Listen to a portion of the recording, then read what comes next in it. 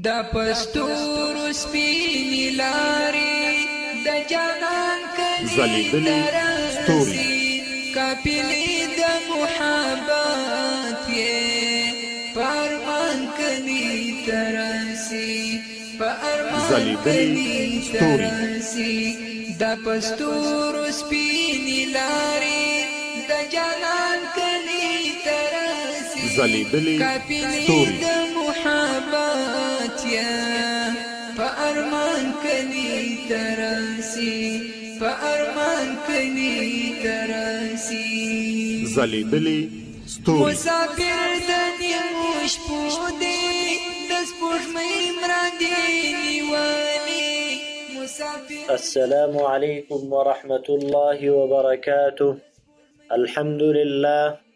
الحمد لله نحمده ونستعينه ونستغفره ونعوذ بالله من شرور أنفسنا ومن سيئات أعمالنا، من يهده الله فلا مضل له ومن يضلل فلا هادي له، وأشهد أن لا إله إلا الله وحده لا شريك له، وأشهد أن محمدا عبده ورسوله. اللهم صل على محمد وعلى آل محمد كما صليت على إبراهيم وعلى آل إبراهيم إنك حميد مجيد. اللهم بارك على محمد وعلى آل محمد كما باركت على إبراهيم وعلى آل إبراهيم إنك حميد مجيد. د منار اسلامي رادیو درنو اوریدونکو او په ځانګړي ډول د صحابه کرامو د سیرت منوالو په دې هیله چې روغ او جوړ به یاست. د رسول الله صلی الله علیه وسلم د صحابو په سیرت کې د هغه صحابو سیرت شروع کومو صحابو چې په شام کې د فتح او قیادت او مشري ترسره کړې ده، او په دغه لړ کې د رسول الله صلی الله علیه وسلم د وحی کاتب معاویه ابن ابي سفیان رضی الله عنه په سیرت باندې خبره شوې وه.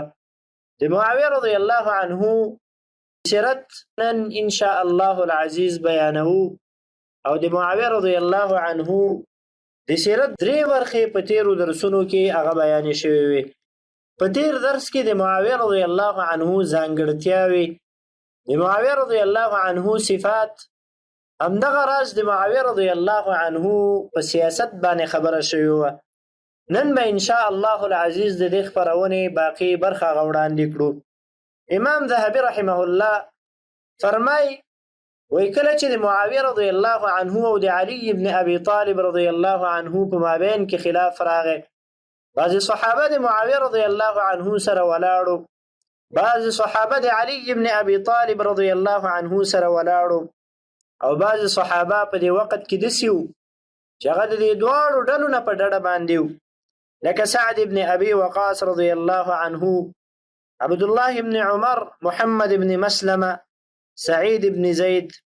خو هغه بیا وایي د مسلمانانو عقیده هغه دا ده په مجموع کې چې درې واړو ډلو لپاره مونږ د الله رب العالمین نه دا دعا غواړو چې ربنا اغفر لنا ولإخواننا الذين سبقونا بالإيمان ولا تجعل في قلوبنا غلا للذين آمنوا.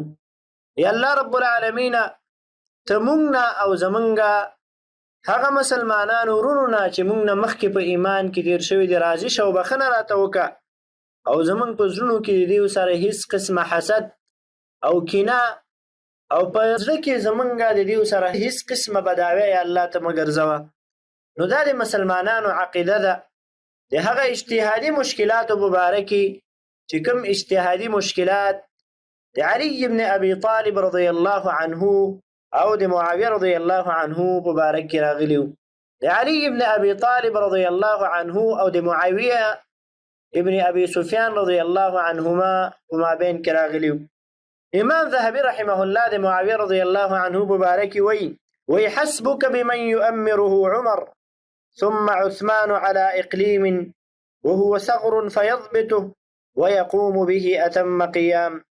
وی هغه انسان چې هغه عمر رضی الله عنه امیر ټاکلی دی، هغه انسان چې هغه عثمان بن عفان رضی الله عنه په یو اقلیم باندې او په یو سرحد باندې امیر ټاکلی دی. د دې دواړو امیر کول د دغه انسان لپاره دا د دې پوره صفایي او د دې پوره تزکیه ده. او بیا د معاویه رضی الله عنه په صفاتو کې وایي ويرضى الناس بسخائه وحلمه. معاویه رضی الله عنه به خلک په خپل صبر او همدغه شان په خپل سخا باندې هغه راضي کول. او بیا وایي چې وکذلک فلیکن الملک، بادشاه هغه د همدغه طریقې باندې چې هغه خلک په مال باندې او د مال ترڅنګ په خپل حلم او په خپل صبر باندې هغه راضي کوي.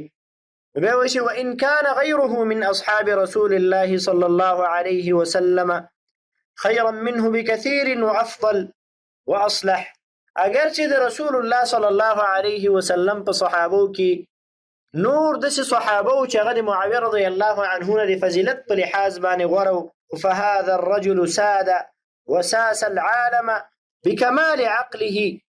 خو دغه معاویه رضی الله عنه داسې یو ناشنا شخصیتو چې دی په نړۍ باندې حکومت او دولت وچلو د خپل پوره عقل او همدغه شان د ښه صبر او ښې هوښیارتیا او د ښې رایې په ذریعې باندې. حسن بصري رحمه الله نه یو کس د معاویه رضی الله عنه مبارک پوښتنه وکړه او د علي رضی الله عنه مبارک ترنه پوښتنه وکړه. حسن بصري رحمه الله ورته وی كان لهذا قرابه ولهذا قرابه ولهذا سابقه وليس لهذا سابقه وابتليا جميعا. علي رضی الله عنهم د رسول الله صلی الله علیه وسلم خپلوانو ورته وی، معاویه رضی الله عنهم خپلوانو، خو دومره و چې معاویه رضی الله عنه نه علي رضی الله عنه په دې کې مخکې و چې علي رضی الله عنه په السابقین الاولین الى الاسلام کې راځي. او په دواړو باندې الله رب العالمین دا یو امتحان راوستی. امام احمد بن حنبل رحمه الله او نور علماء هم د علي رضی الله عنه او د معاویه رضی الله عنه په مابین کې چې دا کم اجتهادي اختلافات او مشکلات واقع شوي وو د هغې په باره کې تفسیري او خبرې کړي دي. یو ورځ د امام اهل السنة والجماعه امام احمد بن حنبل رحمه الله نه پوښتنه وشوه چې ایهما افضل معاویه او عمر بن عبد العزیز. امام احمد کم یو غوره دی، معاویه بن ابي سفیان رضی الله عنه غوره دی او کنه عمر بن عبد العزیز رحمه الله غوره دی؟ امام احمد بن حنبل رحمه الله ورته ناشنا جواب کوي ویل غبار لحق بأنف جواد معاویة بين يدي رسول الله صلى الله عليه وسلم خير من عمر بن عبد العزيز. وی هغه ګرد غبار چې هغه د معاویه رضی الله عنه د اس په پوزې کې د رسول الله صلی الله علیه وسلم په ژوند کې لګېدلی دی. معاویه رضی الله عنه خو لا پرېږده چې دغه غبار او دغه ګرد دا هم د عمر بن عبد العزيز رحمه الله نه غوره دی. عبدالله بن مبارک رحمه الله نه یو چا پوښتنه وکړه په باره د معاویه رضی الله عنه مبارکې، ورته وی ما تقول فيه، ته د معاویه رضی الله عنه مبارکې څه وی؟ عبدالله بن مبارک رحمه الله ورته ډېر یو ناشنا جواب کوي، ورته وی ما اقول في رجل قال رسول الله صلى الله عليه وسلم لمن حمد فقال معاوية من خلفه ربنا ولك الحمد. وی زه به د هغه چا په باره کې څنګه تحکیم او څنګه فیصله وکړم چې محمد رسول الله صلی الله علیه وسلم په جمع کې د هغې نه مخکې سمع الله لمن حمده ویلی دی او معاویه د هغې پسې په جمع کې ولاړو دی ورسره ربنا ولک الحمد ویلی دی. معنا د دغسې خلکو فیصله دا خو الله ما ته نه ده راسپارلې، دا خو د رسول الله صلی الله علیه وسلم نږدې ملګری د رسول الله صلی الله علیه وسلم صحابي و د هغې پسې منځونه یې کړي وو، زه د هغې په باره کې څنګه فیصلې وکړم؟ یو ځل چا ورته وویلې عبدالله بن مبارک ته چې هل هو عندك افضل او ام عمر بن عبد العزيز، آیا ستا په نیز باندې معاویه رضی الله عنه غوره دی او کنه عمر بن عبد العزيز غوره دی؟ عبدالله بن مبارک رحمه الله ورته وی لتراب في منخري معاویه مع رسول الله صلى الله عليه وسلم خير او افضل من عمر بن عبد العزيز. وی هغه ګرد و غبار چې د معاویه رضی الله عنه د دې پوزې په دې دو سرو کې نښته دی او د رسول الله صلی الله علیه وسلم سره د هغې په ژوند کې د دا پوزې ګردچنې شوي دي، دغه ګرد او غبار دا د عمر بن عبد العزيز رحمه الله نه غوره او بهتري دي. معافى ابن عمران دا یو کس ته چې دا په یاقوتة العلم باندې مشهور دی. د دې نه چا پوښتنه وکړه چې ایما افضل، معاویه او عمر بن عبد العزيز، چې کوم یو غوره دی؟ معاویه رضی الله عنه غوره دی او که عمر بن عبد العزيز رحمه الله غوره دی؟ نو دا غوسه شه او ویلې چې یوم من معاویه افضل من عمر بن عبد العزيز. ورته وی د معاویه رضی الله عنه یو ورځ دا د عمر بن عبد العزيز رحمه الله د ټولو ورځونه او د ټولو عباداتونه غوره ده. او بیا ورته وی تجعل رجلا من اصحاب محمد صلى الله عليه وسلم مثل رجل من التابعين. ته رسول الله صلى الله عليه وسلم یو صحابي او یو ملګری هغه د تابعین سره برابر او دای ورته ویلي چې لا يقاس باصحاب رسول الله صلى الله عليه وسلم احد. د رسول الله صلی الله علیه وسلم سره او د هغې د ملګرو سره هیڅ څوک نشي برابرېدلی. معاویه د رسول الله صلی الله علیه وسلم ملګری دی. د رسول الله صلی الله علیه وسلم خرانی کې دا راځي او ویل دا د رسول الله صلی الله علیه وسلم کاتب او د رسول الله صلی الله علیه وسلم د طرفنا دا امین ګرځول شوی او د الله رب العالمین په وحی باندې او د الله رب العالمین په دین باندې او په دې باندې رسول الله صلی الله علیه وسلم د وحی په کتابت کې اعتماد کړی دی. فضل ابن عنبسه رحمه الله نه چا پوښتنه وکړه چې معاویه افضل ام عمر بن عبد العزيز؟ معاویه رضی الله عنه غوره دی او کنه عمر بن عبد العزيز غوره دی؟ هغې دې خبرې ته تعجب وکړه او ویل سبحان الله اجعل من راى رسول الله صلی الله علیه وسلم كمن لم يره. درې ځلې دا خبره وکړه آیا هغه څوک چې هغې رسول الله صلی الله علیه وسلم لیدلی دی زه دا د هغه چا په شان باندې وګرځوم چې هغې رسول الله صلی الله علیه وسلم نه دی لیدلی؟ عبدالله بن مبارک رحمه الله به دا خبره کوله چې معاویة عندنا محنه فمن رأیناه ينظر إلى معاویة شزرا اتهمناه على القوم أعني على أصحاب محمد صلى الله عليه وسلم. هغه به ویل چې معاویه رضی الله عنه زمونږ په نیز باندې د امتحان نقطه ده. هر هغه څوک چې معاویه رضی الله عنه ته په کم نظر باندې ګوري نو دغه سړی مونږه د رسول الله صلی الله علیه وسلم د ملګرو په باره کې متهم ګرځو. معنا چې معاویه رضی الله عنه ته بد ګوري نو دا به نور صحابه د رسول الله صلی الله علیه وسلم ته هم بد ګوري. ربيع بن نافع رحمه الله نه دا خبره را نقل معاوية بن أبي سفيان ستر أصحاب النبي صلى الله عليه وسلم فإذا كشف الرجل الستر اجترأ على ما وراءه. أغيب ويلي ومعاوية رضي الله عنه د رسول الله صلى الله عليه وسلم د ملګرو مخې ته پرده ده که چیرته دغه پرده لرې شي نو بیا د پردې د لرې کېدلو نه وروسته انسان د پردې نه اخوا چې هر څه په هغې باندې بیا انسان جرأتمنده کېږي. د دې خبرو مقصد هغه دا دی چې معاویه رضی الله عنه پسې به انسان او مسلمان هیڅ کله هم بد ردی او یا د معاویه رضی الله عنه شان او د هغې مرتبه نه کمی او د هغې تنقیس او د هغې کمی به نه بیانوي. او د دې سلفو د دې اقوالو نه د عبدالله بن مبارک رحمه الله د دې خبرې نه او ربيع بن نافع رحمه الله د دې خبرې نه معلومیږي چې معاویه د مسلمانانو او د رسول الله صلی الله علیه وسلم د ملګرو په مابین کې پرده ده چې یو سړي دا پرده اوچته کړه او هغې د خپله بیکاره خوله د معاویه رضی الله عنه پسې وخوځوله نو ته په دې باندې پوه شوه چې دا پرده ماته شوه او لرې شوه دا به قریبه ده او نږدې ده چې د رسول الله صلی الله علیه وسلم په نورو ملګرو باندې هم حمله وکړي او هغې په باره کې به دا ژبه ګډه وډه استعماله کړي. امام احمد بن حنبل رحمه الله نه دا خبره را نقل چې اذا رأيت رجلا يذكر احدا من اصحاب رسول الله صلى الله عليه وسلم بسوء فاتهمه على الاسلام. وای کله چې یو کس تاسو ووینئ چې هغه د رسول الله صلی الله علیه وسلم په ملګرو کې د یو ملګري پسې بدې ردې وایي یو صحابي پسې بدې ردې وایي نو تاسو په دې باندې پوه شئ او دا انسان د دې په دین او په اسلام باندې متهم کوي. دا معنا چې تاسو په دې باندې پوه شئ چې یاره د دې انسان په اسلام کې او د دې انسان په دین کې مشکل او خرابتیا راغلی ده. معاویه رضی الله عنه بخپل ملګرو ته ویلې چې انی لست بخیرکم وان فیکم من هو خیر مني عبد الله بن عمر وعبد الله بن عمرو وغيرهما الأفاضل ولكني عسيت أن أكون أنكأكم في عدوكم وأنفعكم لكم ولاية وأحسنكم خلقا. دا د معاویه رضی الله عنه عاجزي ده. هغې به ویلې وی ملګرو زه په تاسو کې غوره نه یم، په تاسو کې داسې کسان شته ده چې هغه مانه غوره دي. عبدالله بن عمر رضی الله عنه دی، عبدالله بن عمرو بن العاص رضی الله عنه دی او نور صحابه دي.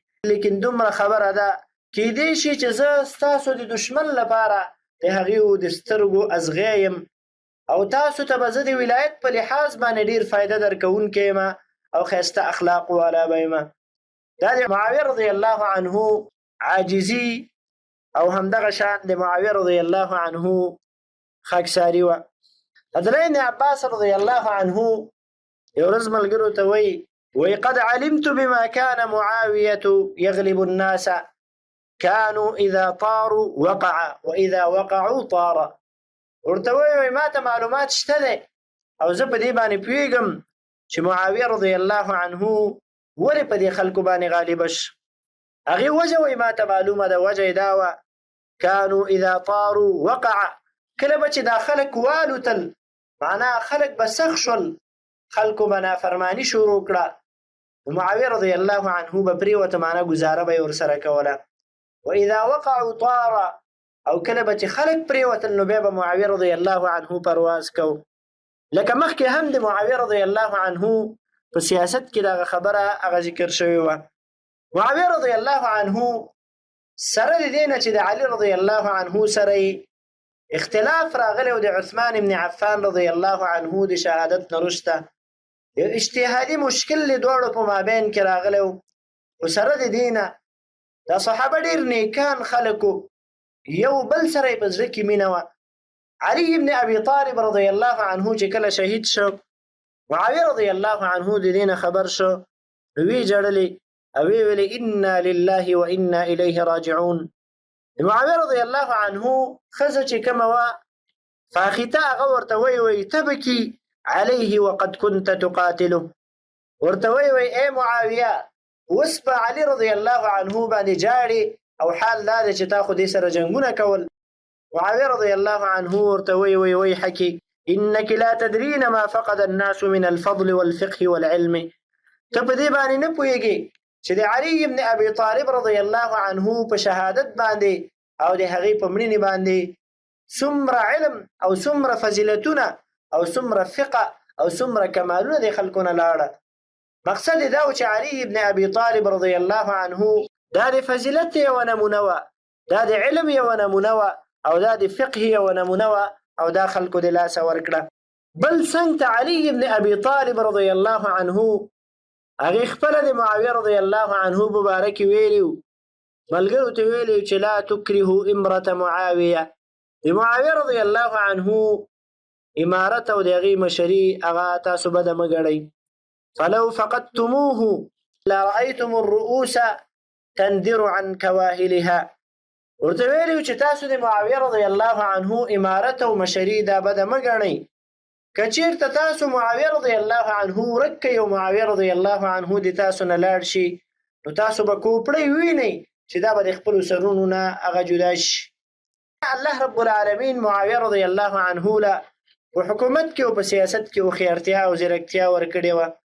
امام ابو زرعه الرازي رحمه الله ته یو کس راغی، ورته وی یا ابا زرعه انا ابغض معاویه. ورته وی ای ابو زرعه زه د معاویه رضی الله عنه سره بغض لرم. امام ابو زرعه رحمه الله ورته وی چې ولې؟ نو دا کس ورته وی لانه قاتل علي بن ابي طالب.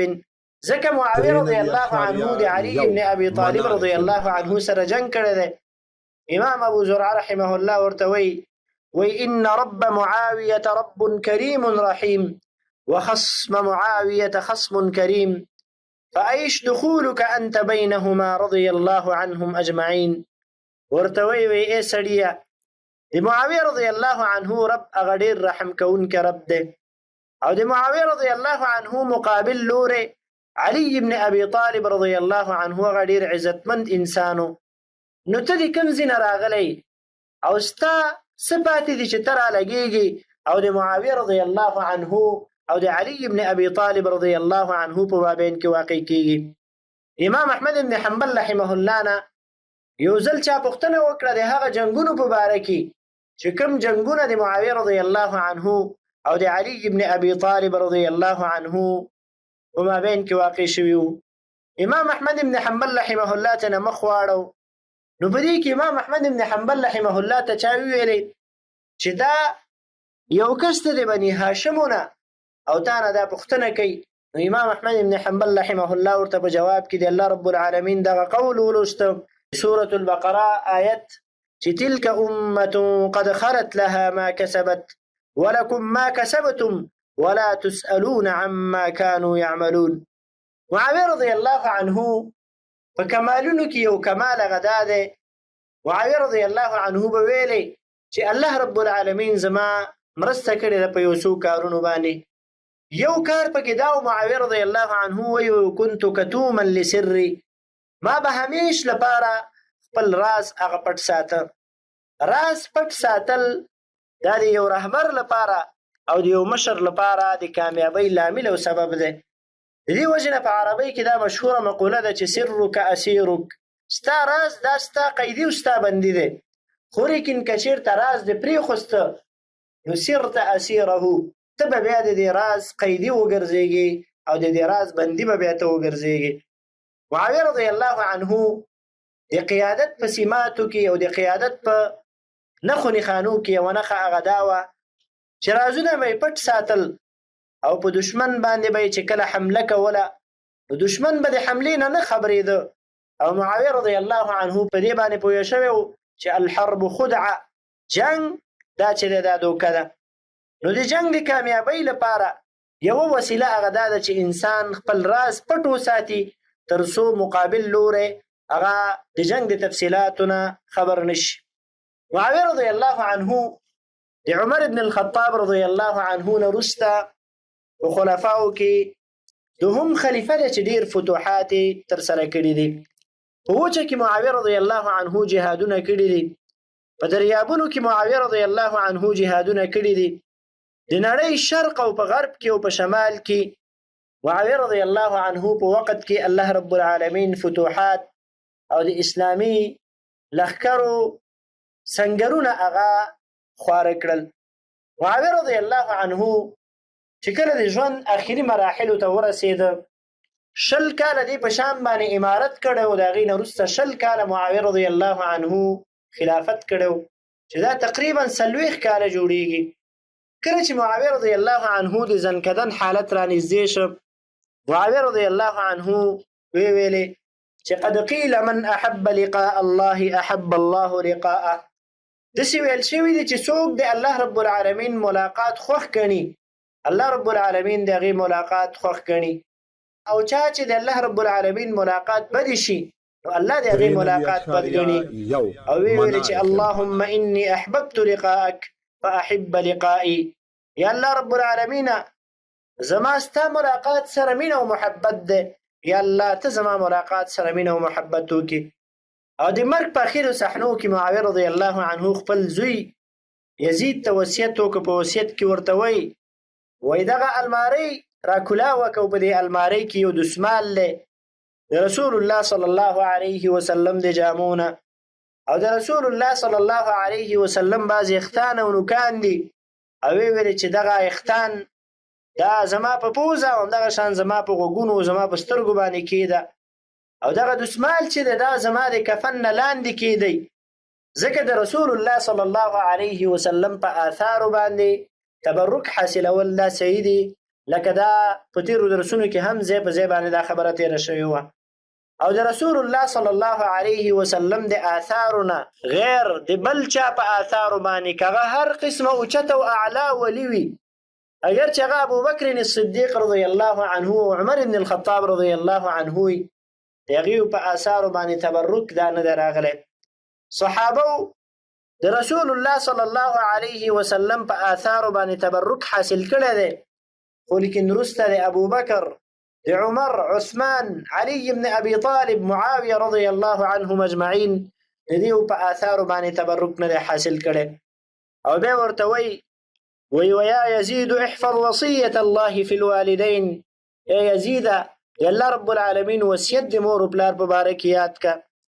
او فاذا اجردتموني في جريدتي ووضعتموني في حفرتي، کله چې تاسو زه په دې کندې کې کېښوستلمه ځان له، فخلوا معاویة وارحم الراحمین، بیا ما او همدغه شان هغه ذات چې هغه ډېر رحم کوونکی ذات دی ما هغه پرېږدئ، هغه به ما سره د خپل لحم معامله وکړي.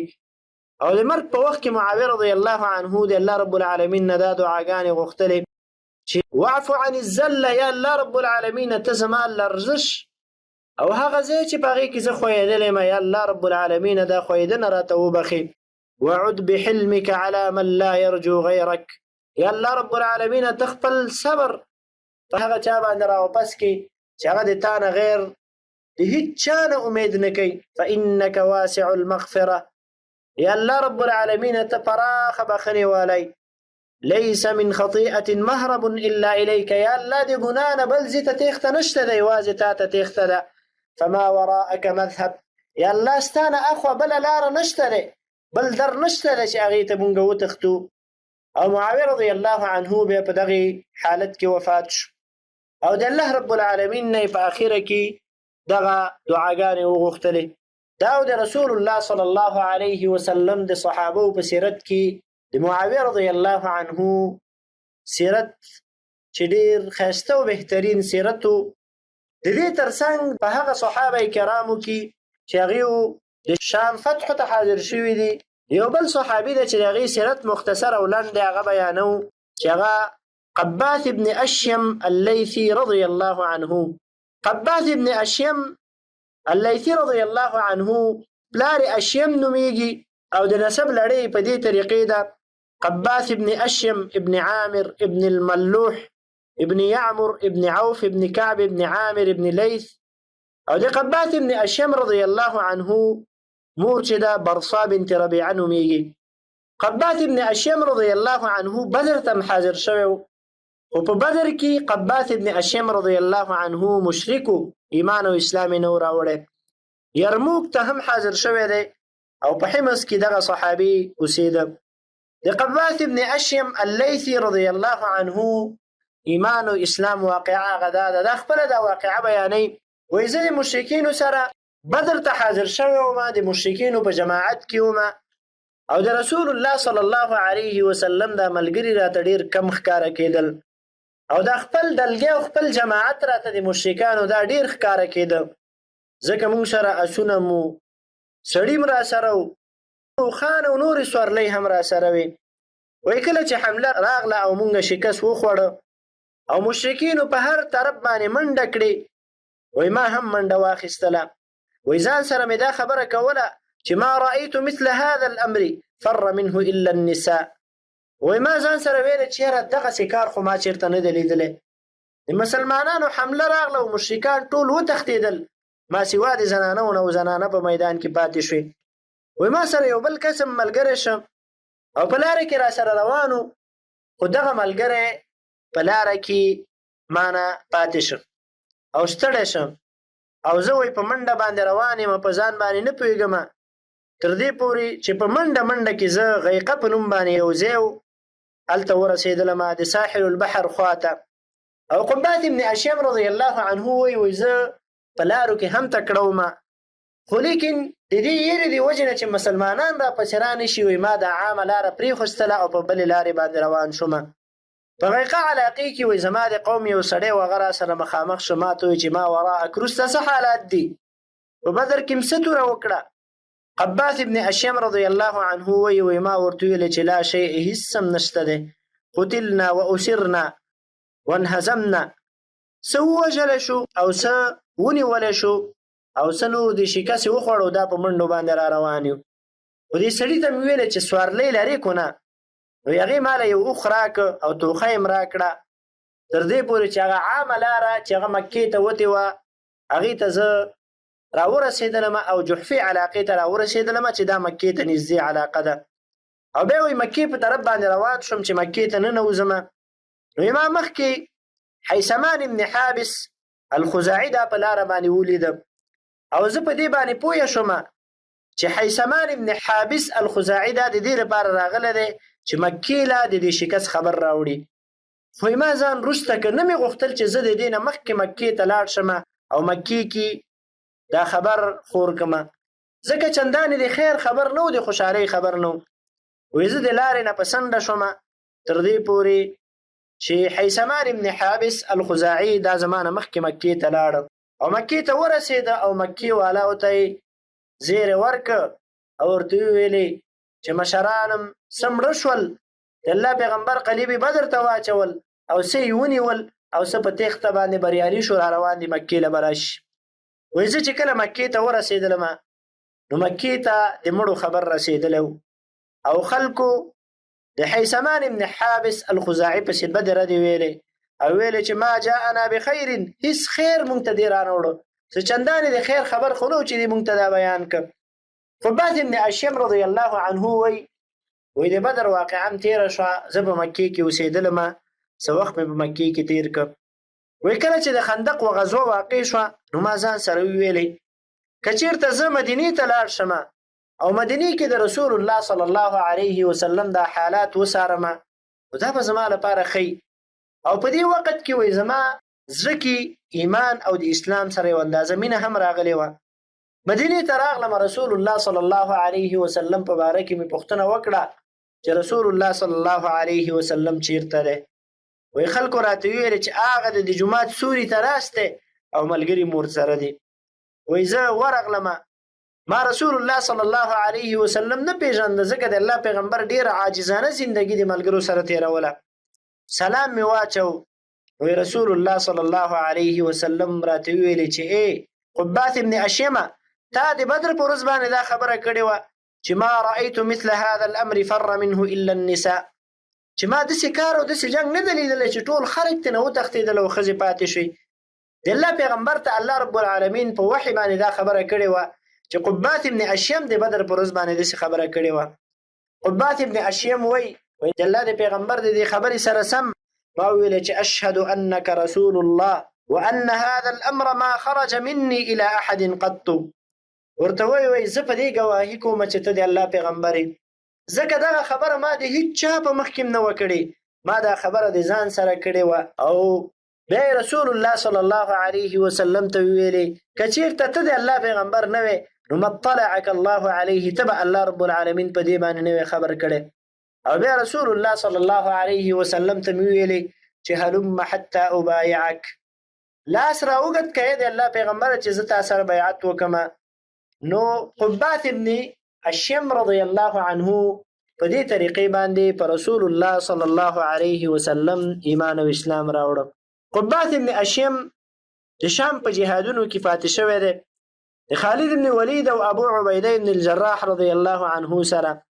او یرموک جنگ کې قبات ابن اشیم رضی الله عنه 3 نیزې او 3 تورې ماتې کړې وې او هر کله به چې نیزه او توره د دې په لاس کې ماته شوه نو اواز به یې وکړ چې من يعير سيفا او رمحا في سبيل الله رجلا قد حبس نفسه مع اولياء وقد عاهد الله لا يفر ولا يبرح يقاتل المشركين حتى يظهر المسلمون او يموت.